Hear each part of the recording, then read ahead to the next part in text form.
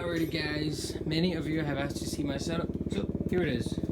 Compressor air tank, horn mount, that's it, there you go. I'm just kidding.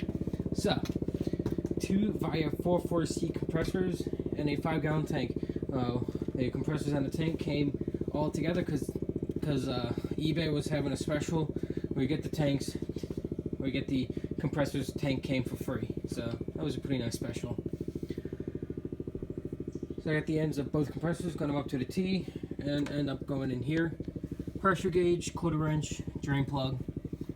This right here is my horn port. It goes from 1/2 inch to 3/4 inch.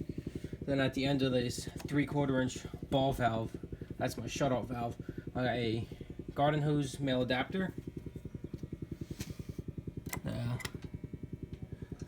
The second port, I have a 220 PSI pressure relief because the compressors and the tank is both rated for 200 PSIs.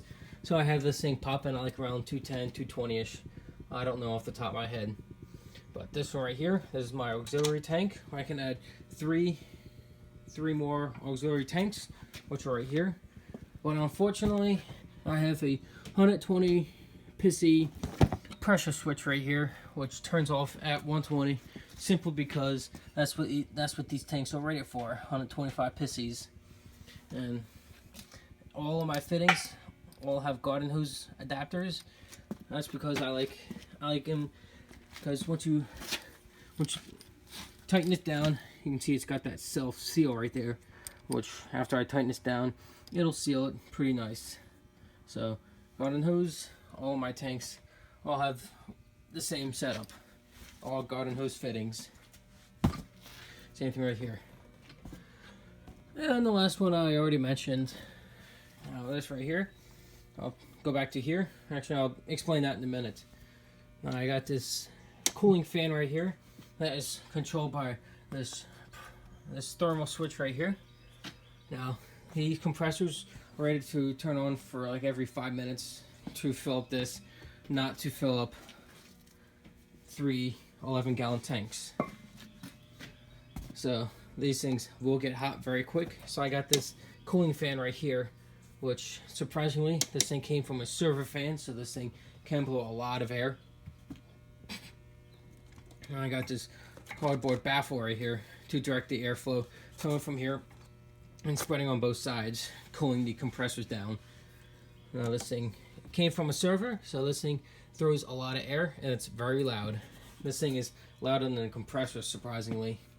This thing blows roughly 250 cubic feet of air per minute. That's a lot of air moving.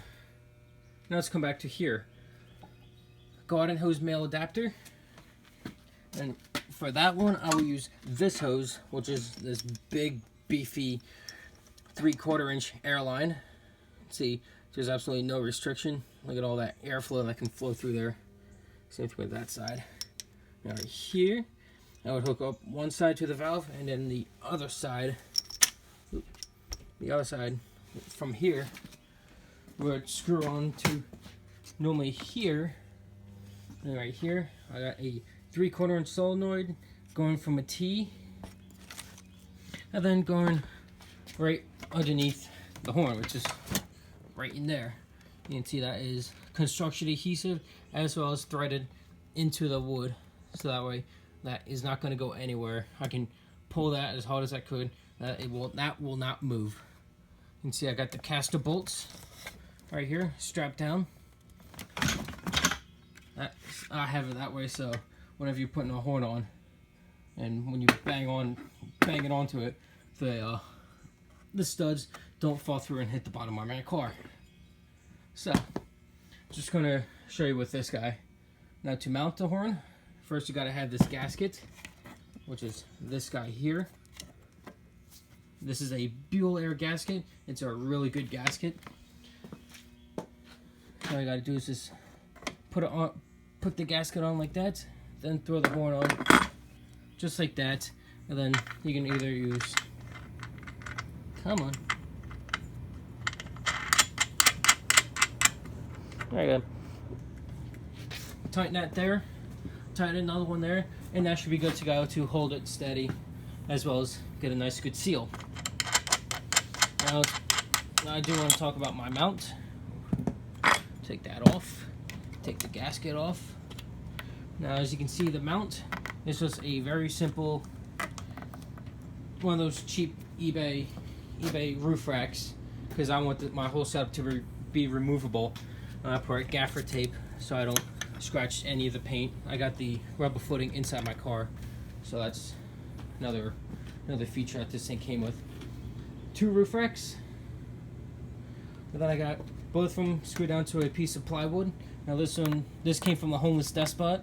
This was in a scrap bin, so I got this piece for free.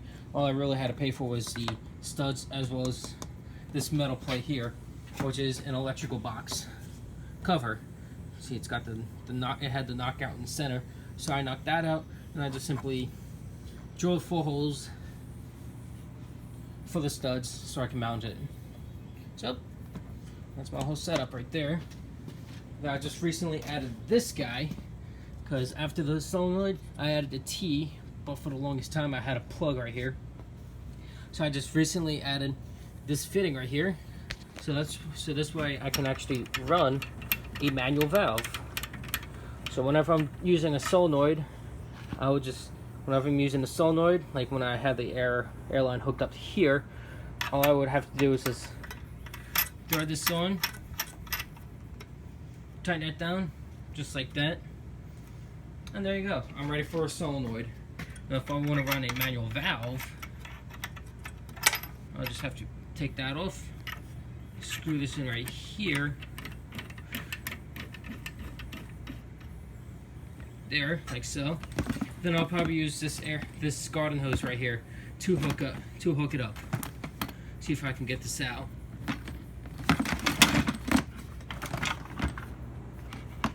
Alright, so that's probably good enough. All we simply do is just hook that up here.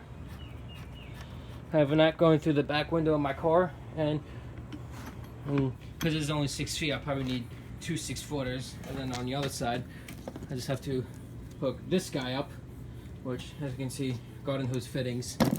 And instead of hooking this big beefy line up to here, I'll just hook it up to here, and then the other side of the hose will go on the other side.